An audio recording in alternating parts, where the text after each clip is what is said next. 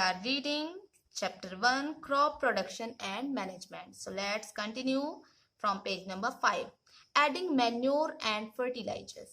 The substances which are added to the soil in the form of nutrients for the healthy growth of plants are called manure and fertilizers. ठीक है?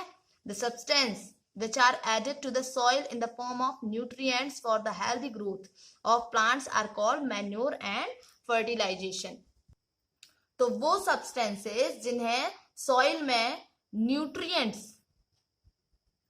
Level बनाए रखने के लिए मिलाया जाता है उन्हें हम मैन्योर और फर्टिलाइजर्स कहते हैं. ठीक है, मैन्योर मीन्स होता है खाद और फर्टिलाइजर मीन्स होता है उर्वरक. ठीक है, सो यहाँ देखें बूझो फिर बोल रहा है कुछ कि I saw a healthy crop growing in a form. Manure और फर्टिलाइजर का यूज किस लिए होता है? अच्छी ग्रोथ के लिए. ठीक है, प्लांट्स की. So I saw a healthy crop growing in a farm. In the neighboring farm, the plants were weak. Why do some plants grow better than others? मैंने एक फार्म में उगने वाली हेल्दी क्रॉप को देखा, जबकि पास के ही फार्म में जो प्लांट्स थे वो कमजोर थे.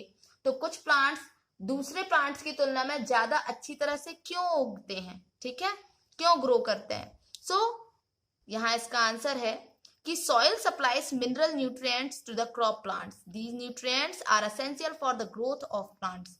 In certain areas, farmers grow crop after crop in the same field. The field is never left uncultivated or fallow. Imagine what happens to the nutrients.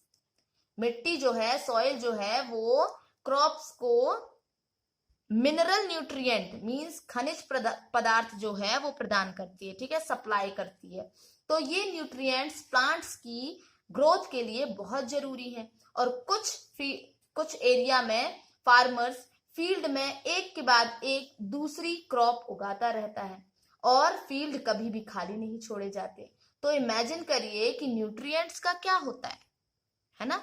तो कंटिन्यूअस कल्टीवेशन, ठीक है, लगातार फसलों के उगने से सॉइल में कुछ न्यूट्रिएंट्स की कमी हो जाती है और इस डैमेज को पूरा करने के लिए फार्मर्स खेतों में, फार्म में मैन्योर है ना, फर्टिलाइजर, उसका यूज करते हैं. ठीक है, मैन्योरिंग, ये देखिए दिस न्यूट्रिएंट्स का यूज करते हैं. ठीक है, मैन्योर का. तो इस process is called manuring. Improper और insufficient manuring result in weak plants. तो ये जो प्रोसेस है वो मैन्योरिंग कहलाती है, मींस खाद देना कहलाता है.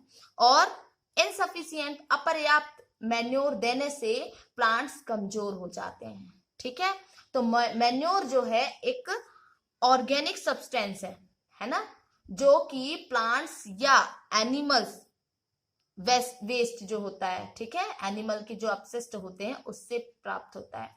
और फार्मर्स जो हैं dump plant and animal waste. Dump plant means जो होते हैं, जो खराब पौधे होते हैं ना, पादप, और एनिमल वेस्ट को एक गड्ढे में डालते हैं. ठीक है, और उसे डिकम्पोज होने के लिए खुले में छोड़ देते हैं. तो डिकम्पोज कुछ माइक्रो ऑर्गेनिज्म द्वारा होता है. ठीक है, डिकम्पोज मैटर जो है, डिकम्पोज मैटर फिर मैन्योर के रूप में यूज किया जाता है. आप क्लास 6 में वर्मी कंपोस्टिंग या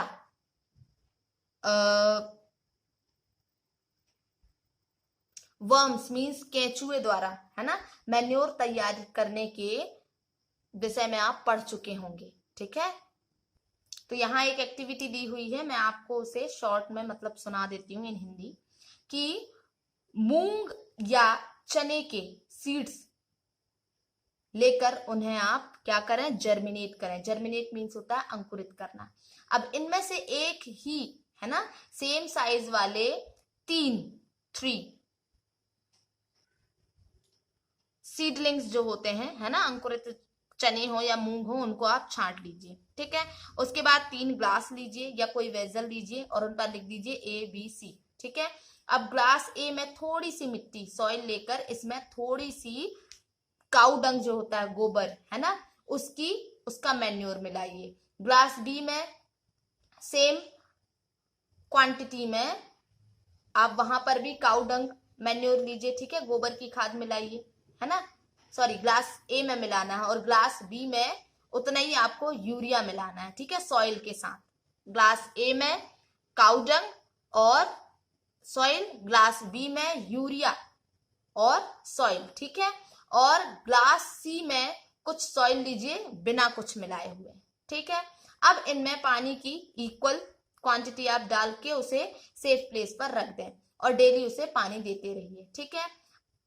7 से 10 दिनों बाद, 7 से 10 दिनों, sorry 10 days, after 10 days, okay. और वो भी डाल देना है आपको जो 3 आपने सीडलिंग्स लिए हैं, या तो ग्राम के या तो मूंग के, ठीक है। अब उनकी ग्रोथ को आपको नोट करना है, ओके। तो अब आपने क्या ऑब्जर्व किया, क्या ऑल 3 ग्लासेस में प्लांट्स की ग्रोथ की जो गति थी वो सेम थी, एक सी थी, तीनों में एक से पौधे उग रहे थे, एक बराबर थे। किसी ग्लास में प्लांट्स की ग्रोथ बेहतर है, किस ग्लास के प्लांट में ग्रोथ सबसे ज्यादा है, ये आपको नोट करके और फिर बताना है, ठीक है। तो फर्टिलाइजर्स जो हैं वो केमिकल्स हैं, है ना, जो पर्टिकुलर न्यूट्रिएंट्स से रिच होते हैं, ठीक है। वे मैन्योर से कैसे डिफरेंट है, फर्टिलाइजर और मैन्योर, ठीक है। मैन्योर मीन्स होता है खाद और फर्टिलाइजर मीन्स होता है उर्वरक, तो दोनों कैसे डिफरेंट है। तो फर्टिलाइजर का प्रोडक्शन जो है फैक्ट्रियों में किया जाता है ना। फर्टिलाइजर के कुछ एग्जांपल हैं जैसे urea, ammonium sulphate, super phosphate, potash, NPK means nitrogen, phosphorus, potassium. इनके यूज से फार्मर्स को व्हीट, पैडी और मेज मीन्स मक्का, है ना, पैडी मीन्स होता है धान, ठीक है, जैसी क्रॉप्स की अच्छी उपज मिलती है उनको, ठीक है। अच्छी उपज मिलने में सहायता, हेल्प करता है वो, ठीक, फर्टिलाइजर। लेकिन फर्टिलाइजर्स के ज्यादा यूज से सॉइल की फर्टिलिटी में कमी आई है और ये वाटर पॉल्यूशन का सोर्स बन गए हैं, ठीक है।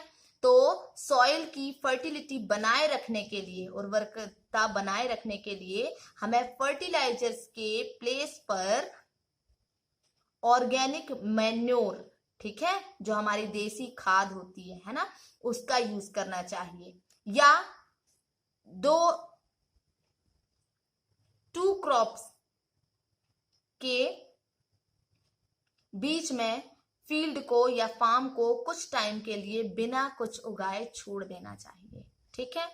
तो मैन्योर के यूज में सॉइल के टेक्सचर और वाटर रिटेनिंग कैपेसिटी मींस जल अवशोषण, एब्जॉर्प्शन भी कहा जा सकता है, उसकी क्षमता में वृद्धि होती है, ठीक है। इससे सॉइल में सभी न्यूट्रिएंट्स की पूर्ति हो जाती है, ओके। तो सॉइल में न्यूट्रिएंट्स की पूर्ति का एक और मेथड है जिसे हम क्रॉप रोटेशन भी कहते हैं, ओके। और this can be done by growth different crops alternately. और ये एक फसल के बाद, है ना, खेत में दूसरे टाइप की फसल एकांतर क्रम में उगाकर किया जा सकता है। तो पहले नॉर्थ इंडिया में फार्मर्स लेगम्स विथ फॉडर, है ना, फलीदार चारा एक सीजन में उगाते थे और व्हीट दूसरे सीजन में। इससे सॉइल में नाइट्रोजन का पुनः पूरण होता रहता था, रिप्लेनिशमेंट होता रहता था, ठीक है। और फार्मर्स को इस प्रैक्टिस को अपनाने के लिए प्रोत्साहित किया जाता था, इनकरेज किया जाता था। तो प्रीवियस क्लासेस में आप राइजोबियम बैक्टीरिया के बारे में पढ़ चुके हैं। तो ये लेग्यूमिनस, ये फलीदार प्लांट्स की जड़ों की ग्रंथिकाओं में पाए जाते हैं, ठीक है। ये देखिए rhizobium, these are present in the nodules of roots of leguminous plants, है ना।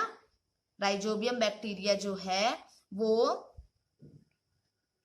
प्लांट्स की रूट्स की नोड्यूल्स है ना, ग्रंथिकाओं में पाए जाते हैं, और एटमॉस्फेरिक नाइट्रोजन का स्थिरीकरण भी करते हैं, मतलब फिक्स करते हैं उसको, ठीक है। So see here differences between fertilizer and manure, उनके बारे में डिफरेंसेस दिया हुआ है आपको, फर्टिलाइजर और मैन्योर के बीच में क्या डिफरेंस है, ठीक है, तो ये आप देखेंगे। ओके, और फिर यहाँ दिया हुआ है एडवांटेजेस ऑफ मैन्योर, मैन्योर के एडवांटेजेस क्या हैं। तो ऑर्गेनिक मैन्योर फर्टिलाइजर की अपेक्षा ज्यादा अच्छी मानी जाती है। इसका मेन रीजन क्या है, इससे सॉइल की वाटर एब्जॉर्प्शन या वाटर होल्डिंग कैपेसिटी है ना, उसमें वृद्धि होती है, ठीक है, enhance the water holding capacity of the soil. Second है, इससे सॉइल जो है वो पोरस बनती, मींस भुरभुरी बनती है, ठीक है, और जिसकी वजह से गैसेस जो हैं आसानी से वहां पर एक्सचेंज हो जाती हैं, ठीक है। थर्ड है, it increases the number of friendly microbes, इससे जो फ्रेंडली माइक्रोब्स हैं, जीवाणुओं की संख्या में वृद्धि हो जाती है, और इस ऑर्गेनिक मैन्योर से सॉइल का जो टेक्सचर है वो भी सुधर जाता है, ठीक है। Now irrigation, so about irrigation we will learn tomorrow, okay.